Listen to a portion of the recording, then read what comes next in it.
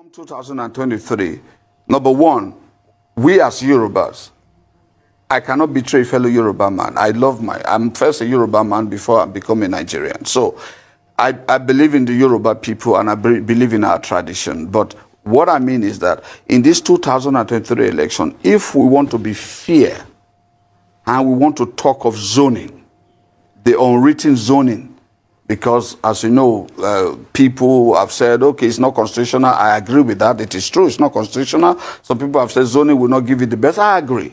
But for fear of justice and fair play, and that's why I'm saying that even my big brother, Senator Bola Ahmed Tinubu, if I were him, I would not run for the election. I will not run for the election. I will encourage my brothers from the East. We are friends, we are the same, we are from the South. We have had our own shot, South have had their own shot. I will encourage the Easterner to do so. This is what I would have done. Even both political parties should bring their candidates from the Southeast. Just like we did in 1999, that we brought both Obasanjo and Falaye. Just to give the Southwest that comfort that we are part of us, even if the election was annulled, we don't hate you as a region. So the two major political parties brought out these two people. And I think that's what we should do for the Southeasterner. I believe so. Even without saying anything, my vote will go to Southeast. It doesn't matter how we do it as a person, because I believe that we should give them that grace and that opportunity to be able to do that.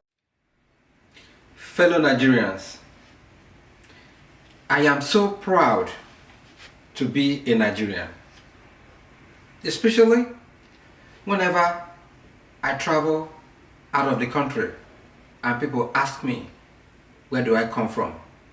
I proudly say, I am a Nigerian.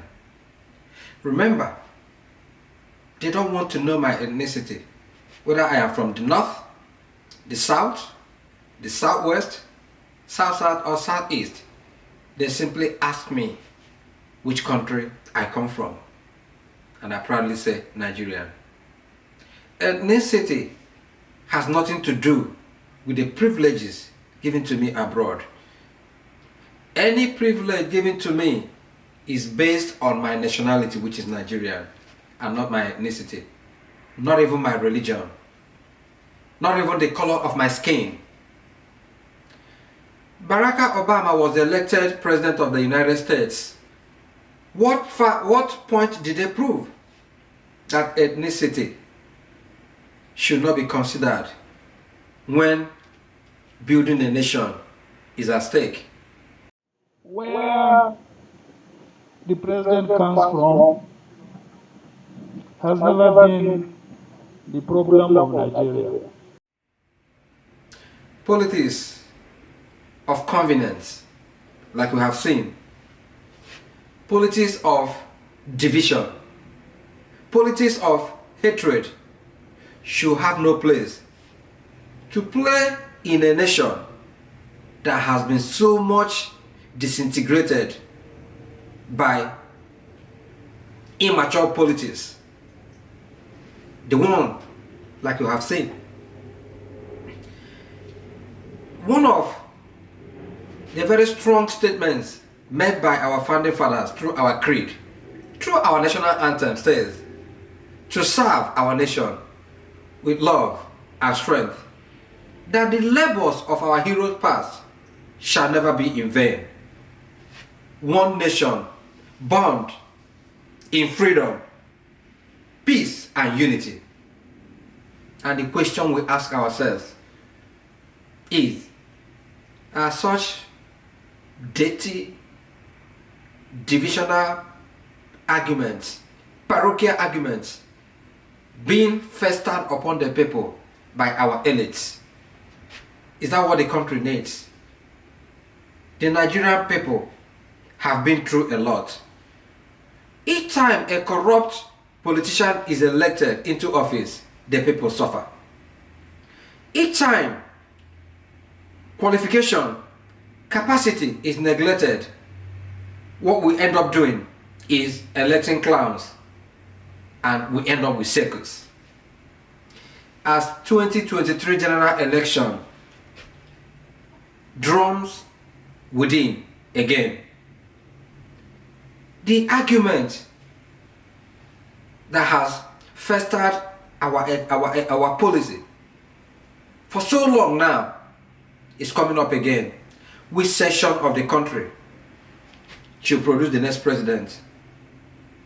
I've long argued that where you come from should not be considered when electing our next president. That capacity, capability, qualification should play a big role. Our nation first, more than personal interest. But some people were going to ask me a question. That is there any section of the country that cannot boast of people with immense capabilities? And I didn't have an answer to that question. Because the answer within me is simply that if the North has produced the president of Nigeria, majority of the years of our nationhood, Southwest has also taken her own turn. South, through Goodluck Jonathan, also had a shot at it. What excludes the Southeast from being a member of this country by participating in contributing their own quota to building our nation? If people like Okonjo-Iweala at the World Bank, Emeka Anyoko of the then Commonwealth were recognized by the world, they helped in building the economies of several nations because they were of immense abilities.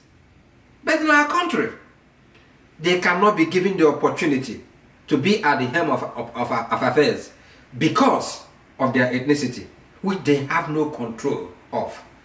Is that fair? Is that justice? Engineer David Umahi is performing wonders in Ebonyi State. He has transformed that state that in the past was used as an excuse to deny Nigeria of hosting the Junior World Cup. And Mpayo Sanyem has served this nation as the AGF and is on record that he helped more people from the northern part of the country more than the south. David Umahi is being accused that he is playing a politics of hatred even against his own people because he has always promoted unity in diversity by insisting that all hands should be on deck, whether you are from the north, the southwest, southeast and south, that you are welcome in Ebonyi State. That shows nationhood. That shows the spirit of togetherness as preached by our founding fathers. But he cannot be given the opportunity to rule the country because some people argue that Mazi Nnamdi Kanu through IPOB is agitating against marginalization. Marginalization that has infested that particular section of the country since the end of the Civil War. And we are using it as an excuse that they cannot be trusted. What about Sunday Igboho from the southwest, who is also preaching or fighting against marginalization and exclusion, against injustice? All this agitation from several parts of the country arise from a people who believe that Nigeria as a nation should and would have been better to accommodate all and sundry. Make a note of this today, that the Southeasterners among all the sections of the country are the people who go to every section and invest. They build houses, they make friends. Do you want to tell me that they will be ready to lose all those things because of a war that can easily be avoided? We believe in one Nigeria, and I believe strongly that Nigeria as a nation, against all the naysayers, will survive. Once again, I want to call on all the political players in Nigeria to remember what Bill Clinton said, that you cannot cut off a people that when you fail to invest in education and exclude a particular section of a country, you cut them off because of hatred, everybody will suffer it, because you could be cutting off the best hand that has been ordained to salvage a nation. The politics of immaturity, the politics of hatred that we are playing today has held back Nigeria from growing. If every section of the country has developed, if all the political elites have played their single part, I believe today, if we believe in justice, if we believe in equity, if we believe in progress, I call on you, President Buhari, like Ronald Reagan once said, down this wall. I am calling on you today, Atiku Abubakar, Uncle Bola Tinubu, behave like Agor, who, after the Supreme Court, US Supreme Court, ruled that George Bush won the election. He said, and I quote, "Though I seriously disagree with the verdict from the Supreme Court, for the sake of the country, for the sake of our democracy, I concede this election." If we believe in unity, if we believe in progress of Nigeria, I think we should take a lead from our God. Give Southeast a chance. Thank you, and God bless you.